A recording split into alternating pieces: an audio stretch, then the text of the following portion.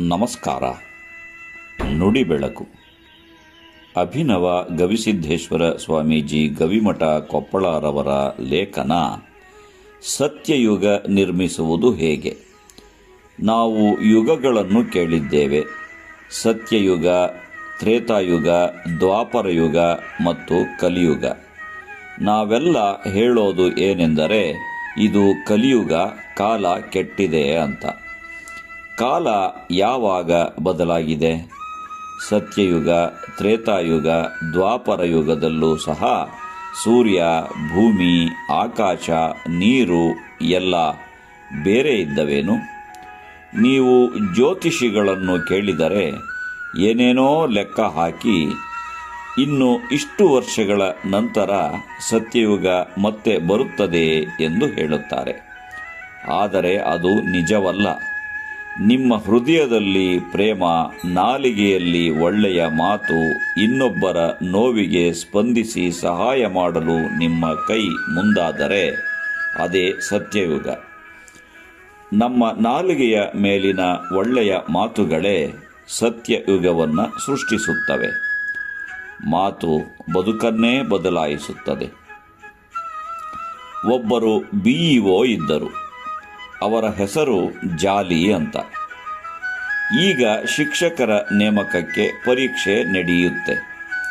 ಅವಾಗೆಲ್ಲ BEOಗಳೇ ಸಂದರ್ಶನ ಮಾಡಿ ಶಿಕ್ಷಕರ ನೇಮಕ ಮಾಡಿಕೊಳ್ಳುತ್ತಿದ್ದರು. ಒಂದು ಸಲ ಒಬ್ಬ ಕುರಿ ಎಂಬ ಅಡ್ಡ ಹೆಸರಿನ ವ್ಯಕ್ತಿಯು ಸಂದರ್ಶನಕ್ಕೆ ಬಂದ.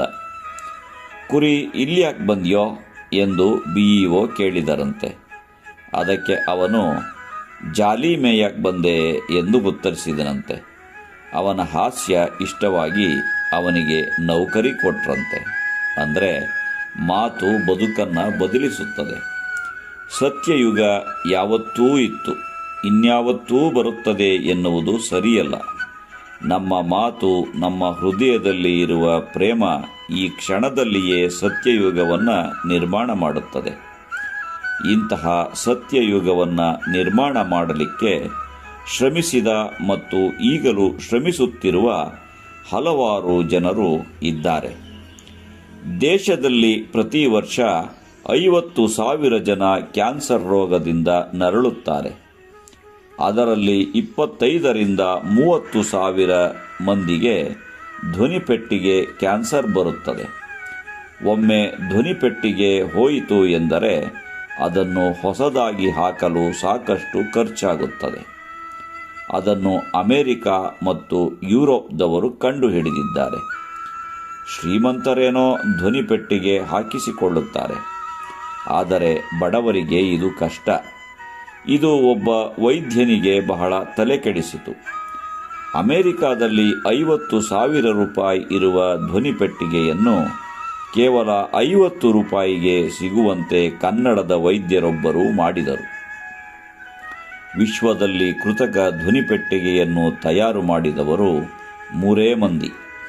ಅದರಲ್ಲಿ ನಮ್ಮ ಕನ್ನಡಿಗ ಡಾಕ್ಟರ್ ವಿಶಾಲ್ ರಾವ್ ಒಬ್ಬರು. ಬೇರೆ ದೇಶದಲ್ಲಿ ತಯಾರು ಮಾಡಿದ ಧ್ವನಿಪೆಟ್ಟಿಗೆಯನ್ನು ವರ್ಷಕ್ಕೊಮ್ಮೆ ಬದಲಾಯಿಸಬೇಕು. ಆದರೆ ಡಾಕ್ಟರ್ ವಿಶಾಲ್ ರಾವ್ ಅವರು ತಯಾರು ಮಾಡಿದ್ದು ಒಮ್ಮೆ ಹಾಕಿಕೊಂಡರೆ ಮತ್ತೆ ತೆಗೆಯಬೇಕಿಲ್ಲ.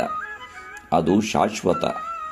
ಅವರ ಧ್ವನಿಪೆಟ್ಟಿಗೆಗೆ ವಿದೇಶಗಳಿಂದಲೂ ಬೇಡಿಕೆ ಬಂದಿದೆ.